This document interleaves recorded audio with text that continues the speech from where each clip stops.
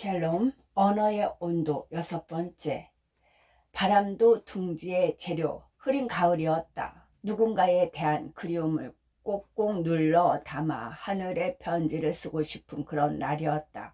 운전 중에 신호를 기다리다 작은 새 한 마리가 미루나무 꼭대기에 둥지를 짓는 모습을 보았다. 녀석은 제 몸길이보다 기다란 나뭇가지를 쉴 새 없이 운반하며 얼키설키 보금자리를 엮고 있었다. 기특해 보였다. 차를 멈추고 지켜보기로 했다. 그때였다. 휙 하고 한 자락 바람이 불었다. 미루나무가 여러 갈래로 흔들리자 녀석에서 쌓아올린 나뭇가지에서 서너 개 가지가 떨어져 나와 땅바닥으로 곤두박질했다. 궁금했다. 녀석은 왜 하필 이런 날 집을 짓는 걸까? 날씨도 좋지 않은데 집에 돌아와 조류 관련 서적을 뒤적였다. 일부 조류는 비바람이 부는 날을 일부러 골라 둥지를 짓는다고 했다. 바보 같아서가 아니다. 악천 후에도 견딜 수 있는 튼실한 집을 짓기 위해서다. 내가 목격한 새도 그러한 연유로 흐린 하늘을 가르며 날개짓을 한 게 아닌가 싶다.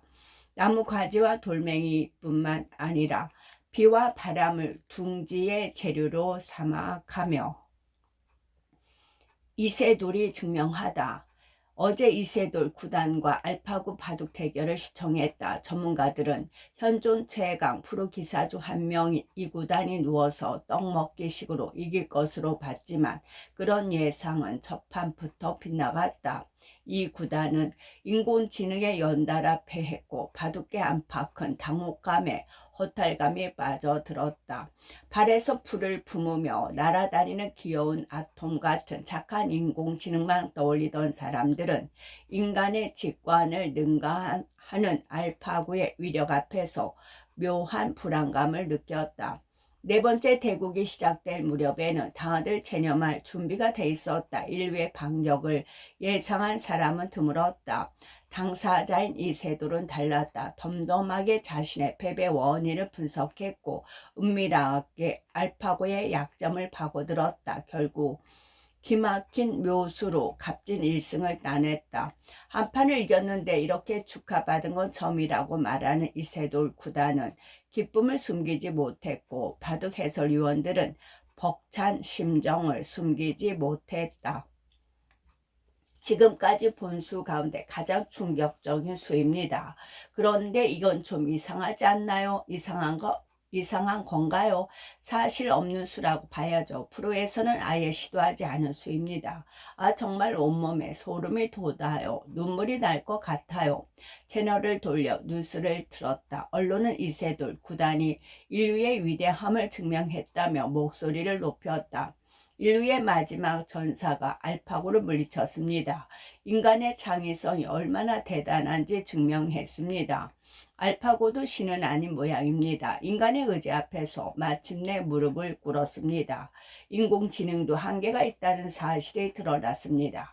다행입니다. 맘 편히 주무셔서 될 것 같습니다. 텔레비전을 끄고 곰곰 생각했다. 이세돌 구단의 1승이 증명한 것은 과연 무엇일까? 차분히 대국을 복귀했다. 난 바둑 용어를 잘 모르지만 바둑판에 돈을 내려놓던 순간 뜨거워지던 이세돌의 눈빛을 기억한다. 그 눈빛에 난 이대로 물러설 수 없다는 비장함, 패배에서 승리의 요인을 찾겠다는 열의를 보았다. 내가 만약 취재 기자였다면 조금 다르게 기사를 작성했을 것 같다. 이 구단은 오늘 아주 중요한 삶의 이치를 증명했습니다. 지는 법을 알아야 이기는 법도 알 수 있다는 사실을 말입니다. 대구 현장에서 이기주 기자였습니다. 당신의 추억을 찾아 드는 날, 전에 손수건 둘 놓고 가셨죠? 챙겨놨어요.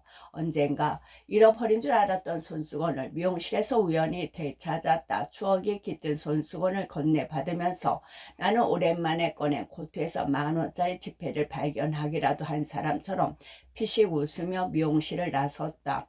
살다 보면 어떤 기억이나 물건을 다시 움켜쥐는 순간 가슴 한쪽에서 스멀스멀 올라오는 희열이 새로운 것을 손에 넣을 때 느끼는 성취감보다 더 귀하게 다가오는 경우가 있다.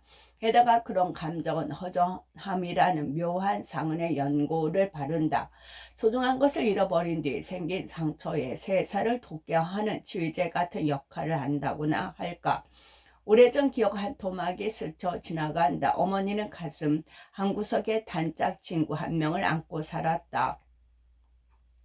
종종 친구에 대한 그리움을 털어놓으며 더 늙기 전에 꼭 한번 보고 싶구나 하고 입버릇처럼 말씀하셨다.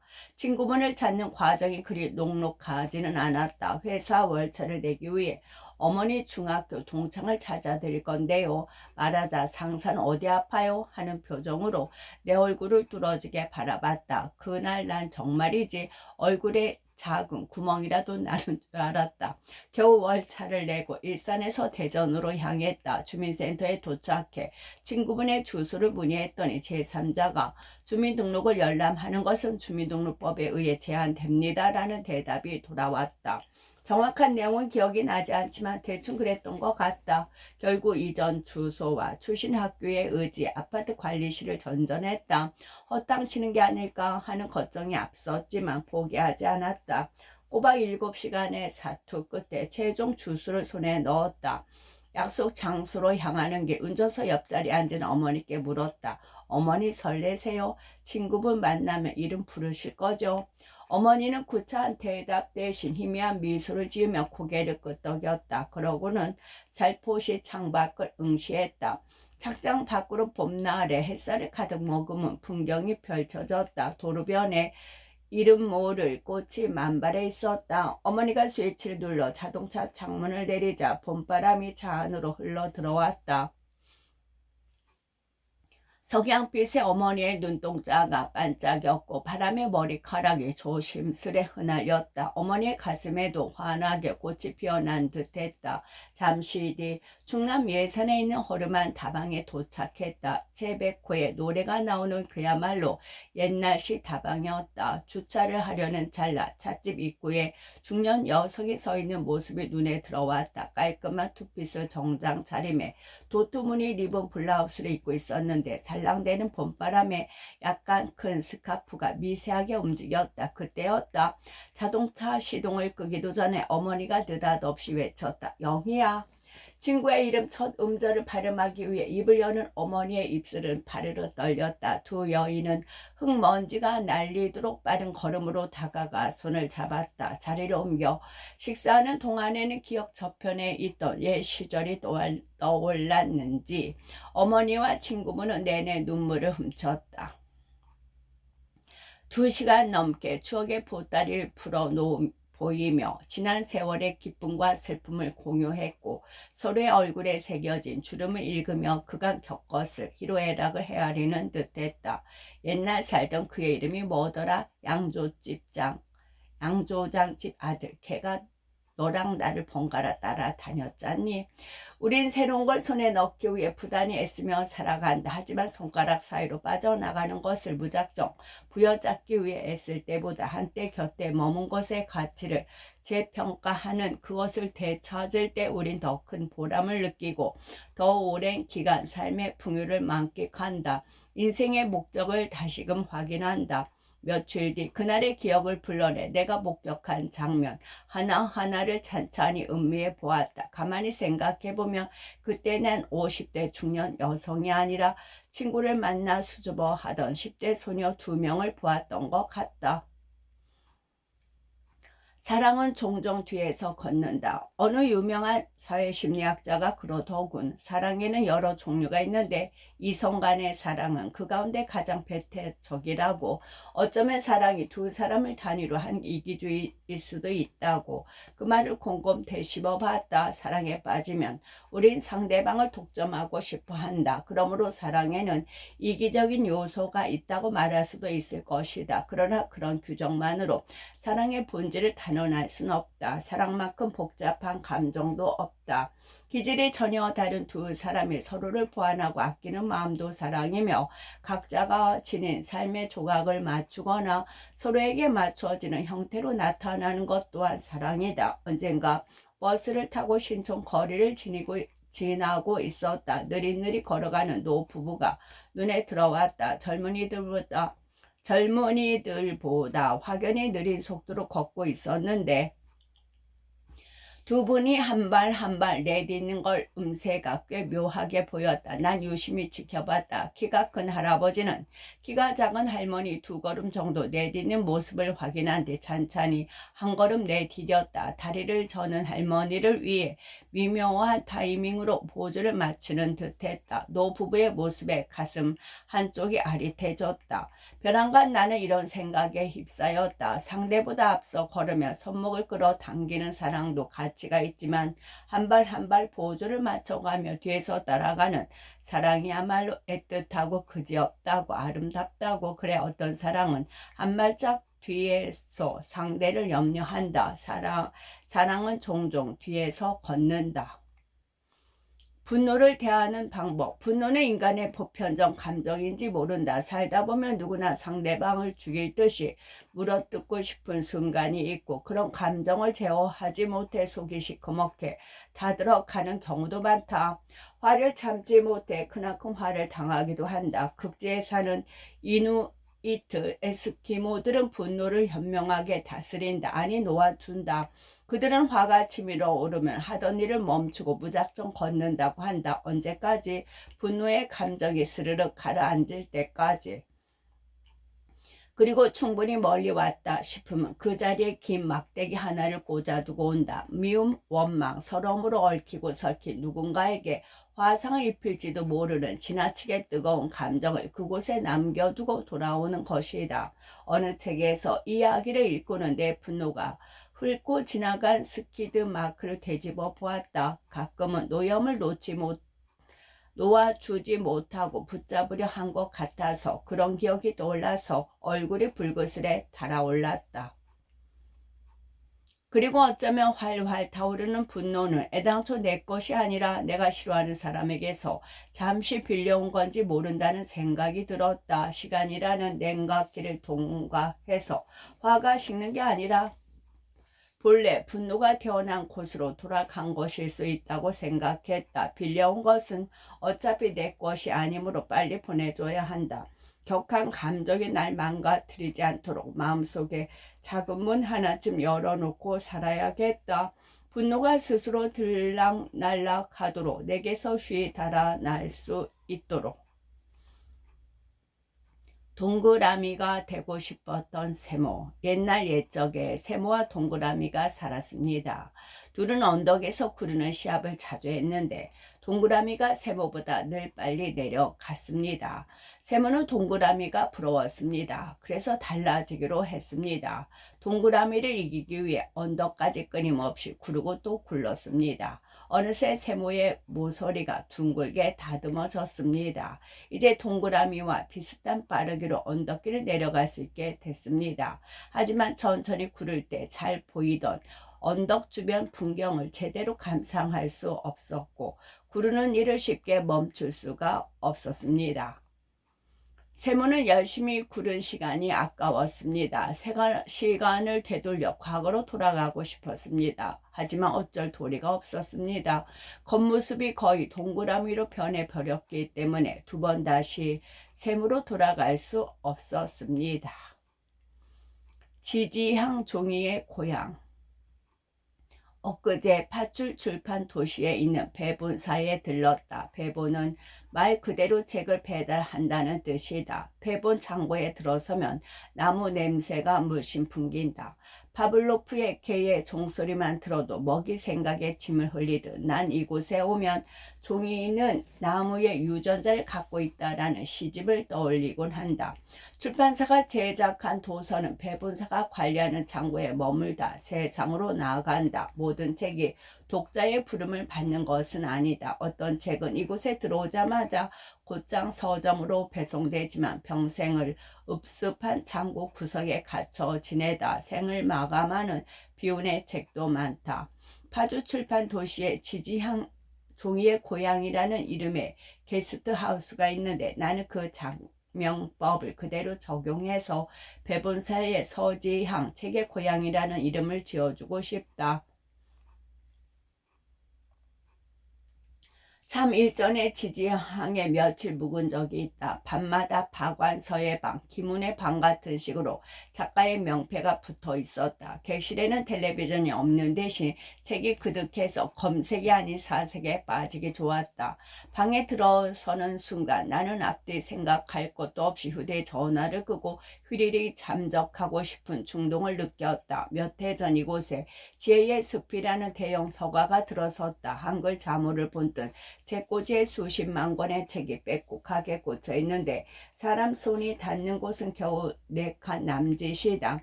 나머지는 그냥 바라볼 수밖에 없는 전시용 도서에 불과하다. 이를 두고 다양한 의견과 해석이 나온다. 출판 단지에서 꼭 가봐야 할 명소라고 지켜 세우는 이도 있지만 혹자는 종이의 고향이 아니라 종이의 무덤이 됐다고 폄훼하기도 한다. 한가로이 지혜의 숲을 거닐다 보면 이런 생각도 든다. 하여간 음악도 그림도 글도 심지어 공간도 채우기보다 비우기가 어려운 건지 몰라. 비우는 행위는 뭔가를 덜어내는 것만을 의미하지 않는다. 비움은 자신을 내려놓는 것이며 자기 자리를 누군가에게 내어주는 것이다. 여백에 있는 공간을 만들면 신기하게도 그 빈 공간을 다른 무언가가 채우기 마련이다. 반대로 무언가를 가득 채우려 하다가 아무것도 채우지 못하는 경우를 나는 정말이지 수도 없이 목격했다. 감정은 움직이는 거야. 어쩌다 연애 리얼리티 쇼에서 섭외 요청이 들어올 때가 있다. 연락한 사람의 성의를 봐서 고민하는 척하며 뜸을 들이기도 하지만 결국 거절한다. 리얼리티 쇼는 말 그대로 리얼리티를 가미한 쇼다. 쇼가 주된 재료이며 현실은 양념이다. 떡볶이 위에 치즈를 많이 뿌린다고 해서 그게 갑자기 피자가 되지 않는 것처럼 리얼리티 쇼에 리얼리티적인 요소를 많이 섞는다고 해서 하루아침에 현실의 이야기가 되는 것은 아니다. 그런 쇼는 마른 수건 쥐어짜듯 재미를 축출한다. 오로지 재미라는 목적지를 향해 달려가는 폭주 기관차 같다.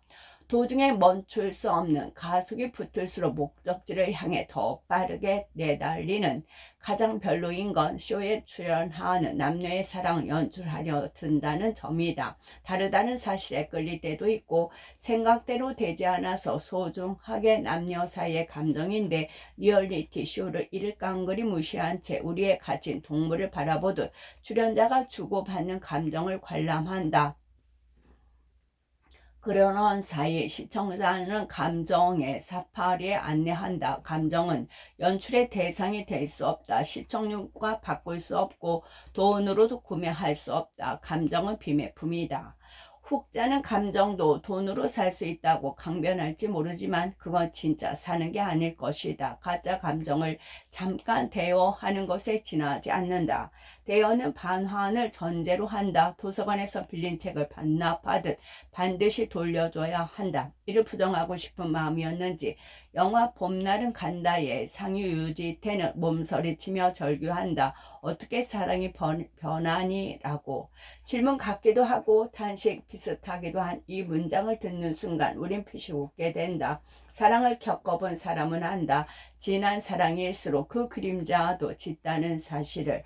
태양처럼 찬란하게 빛나던 사랑도 시간 속에 쓰러진다는 것을, 설령 사랑이 변하지 않더라도 언젠가 사람이 변하고 만다는 것을. 감정을 의미하는 영어 단어 이모션의 어원은 라틴어 모베레다. 움직인다라는 뜻이다. 감정은 멈춰 있지 않고 자세와 자리를 바꿔가며 매 순간 분주하게 움직인다. 그래서 어떤 이들은 말한다. 이별 또한 사랑의 전개 과정이라고. 사랑이 기승전결을 거친다는 사실을 인정해야 한다고.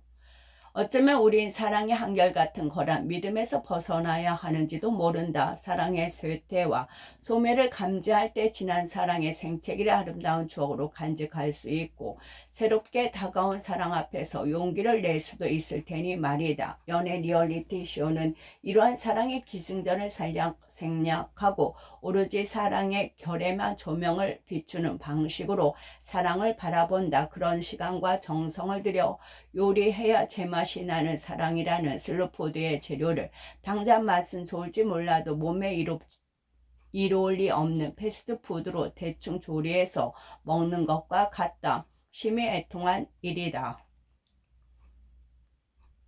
제주도가 알려준 것들. 지난 겨울 제주도에 볼 일이 있었다. 출발하기 하루 전 소지품을 꾸렸다. 여행을 앞두고 짐을 챙길 때 중요한 건 챙기기가 아니라 버리기가 아닐까 싶다. 어떤 물건을 가방에 담느냐 보다 무엇을 두고 가느냐가 여행의 성패에 훨씬 더 큰 영향을 미치기도 한다. 쓸데없는 걸 가방에 구겨 넣으면 나중에 대가를 혹독하게 치러야 한다. 비록 이상으로 무거운 짐이 여행의 질을 떨어뜨리기 마련이다. 제주로 향하던 날 나는 가방을 최대한 가볍게 했다. 활용도 높은 물건만 챙긴 다음 김포공항에서 비행기에 올랐다. 1시간 10분 뒤쯤 제주공항 활주로에 진입한 비행기가 덜커덩 소리를 내며 지상에 내렸다.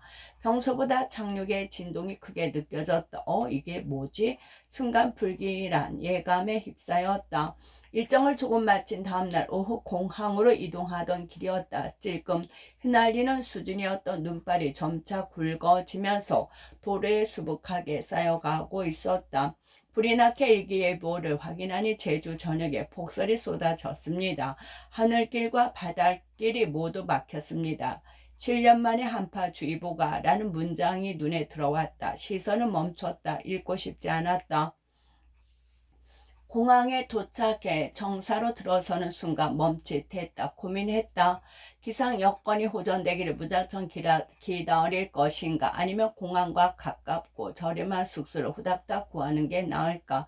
결국 난 본능적으로 셀프 유폐를 택하기로 하고 곧장 그곳을 빠져나왔다. 공항을 나서는 길 결항 지금 나랑 장난하는 거야 라며 비분간개하는 목소리가 여기저기서 들려왔다.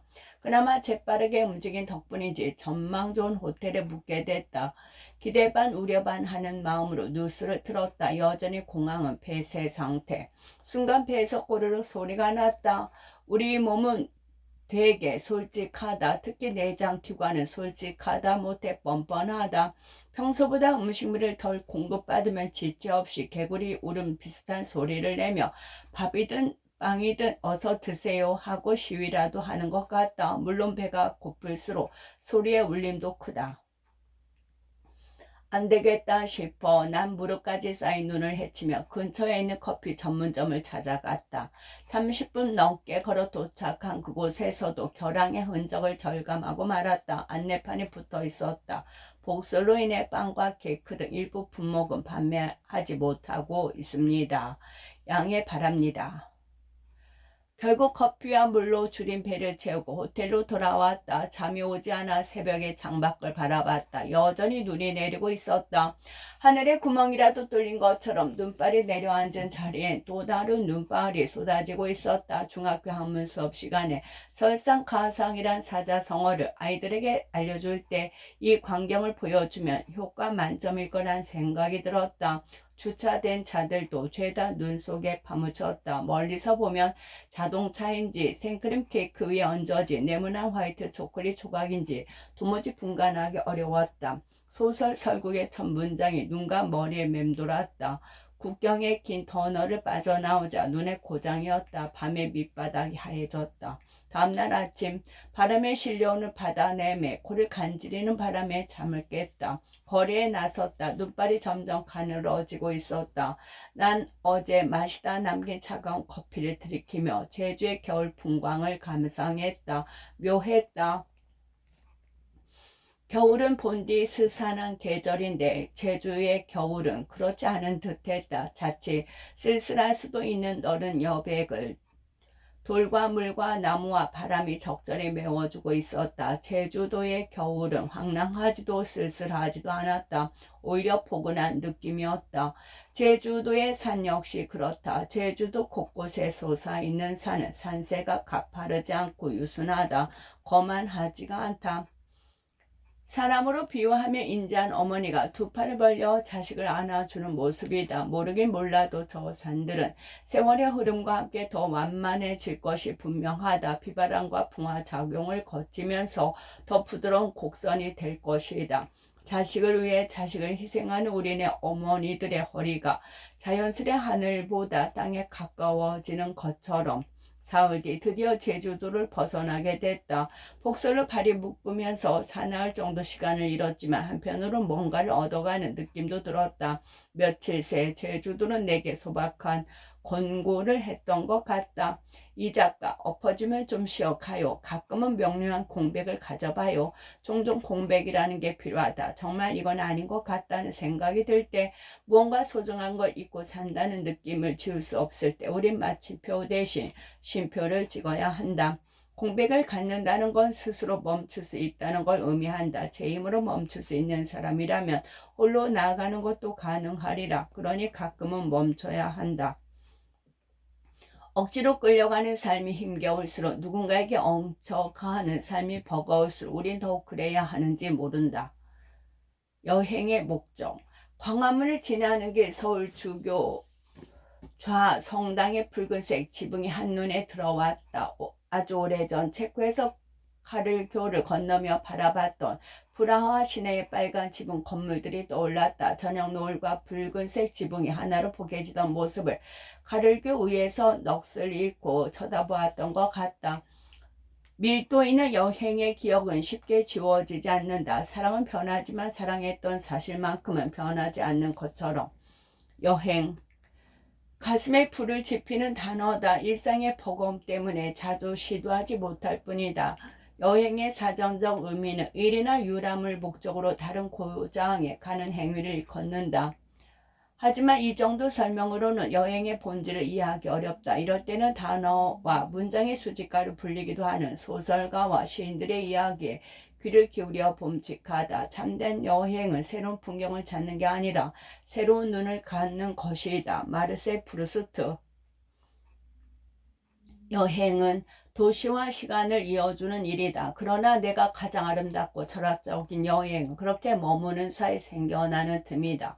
밑줄 그을 만한 문장들이다. 이들의 이야기처럼 우리 목적지에 닿을 때보다 지나치는 길목에서 더 소중한 것을 얻곤 한다. 어쩌면 여행의 궁극적인 목적은 도착이 아니라 과정인지 모른다. 그래서 난 장거리 이동을 할 때 비행기보다는 열차에 몸을 실는 편이다. 기차를 타면 눈앞에 펼쳐지는 풍경을 찬찬히 응시할 수 있다.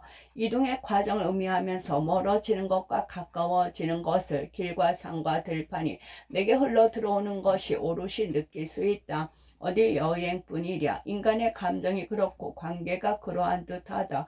돌이켜보면 날 누군가에게 데려간 것도 언제나 도착이 아닌 과정이었다. 스침과 흩어짐이 날 그 사람에게 안내했던 것 같다. 한 번은 여행과 방황의 유사성에 대해 생각한 적도 있다. 둘 다 떠나는 일이란 점에서 닮았다. 그러나 두 행위의 시작만 비슷할 뿐 마지막은 큰 차이가 있다. 여행을 의미하는 영어 단어 투어는 순회하다 돌다라는 뜻의 라틴어에서 유래했다. 흐르는 것을 흘러 제자리로 돌아오는 속성을 지닌다. 여행길에 오른 사람은 언젠가는 여행의 출발지로 되돌아온다. 돌아갈 곳이 없다면 그건 여행이 아니라 방황인지도 모른다. 행여 여행길에서 하염없이 방황하고 있다 해도 낙담할 이유는 없다. 방황이 끝날 무렵 새로운 목적지를 향하고 있는 자신을 발견한다면 훗날 그 방향은 꽤 소중한 여행으로 기억될 테니까. 어두운 밤을 받아들이지 마오. 미세먼지 때문에 고된 하루를 보냈다. 평소 이비인후 개통이 그리 예민한 편이 아닌데도 종일 입이 텁텁하고 코가 간질간질했다. 이런 날이면 크리스토퍼 놀란 감독이 관객을 놀라게 한 인터스텔라라는 영화가 떠오른다. 영화 속 지구는 황량한 디스토피아다. 쉼없이 몰아치는 모래바람과 극심한 식량난. 지구의 수명이 다한 것처럼 보인다. 인류는 새 보금자리를 찾기 위해 우주여행을 계획하고 평범한 농부로 살아가던 전직 파일럿 쿠퍼가 인류 구원이라는 특명을 받고 우주선에 몸을 실른다. 우주여행은 지구로 돌아오지 못할 수 있다는 위험을 수반한다. 쿠퍼는 이런 사실쯤은 누구보다 잘 알고 있다. 그럼에도 그는 미지의 공간으로 떠난다. 사랑하는 딸과 아들의 미래를 위해 우주로 향한다. 쿠퍼가 가까스로 도착한 행성에선 생명의 근원이 물이 돌이어 쿠퍼 일행의 생명을 위협한다. 희망이 절망으로 바뀌는 순간이다. 그러나 쿠퍼는 엄습한 위험에 저항한다. 자신이 할 수 있는 모든 것을 시도하며 절망의 끝에서 희망을 찾기 위해 몸부림친다. 놀란 감동의 상상력이 빚어낸 우주 서사시의 종착역은 과연 해피엔딩일까? 새드엔딩일까? 영화 중간중간에 웨이스 출신 신 딜런 토머스의 시가 흐르며 인물들의 절박한 심정을 대변한다. 순순히 어두운 마음을 받아들이지 마오. 노인들여 저무는 하루에 소리치고 저항하시오. 분노하고 분노하시오. 죽어가는 빛에 대해. 순순히 어두운 밤을 받아들이지 마오에서. 선을 긋는 일 끝.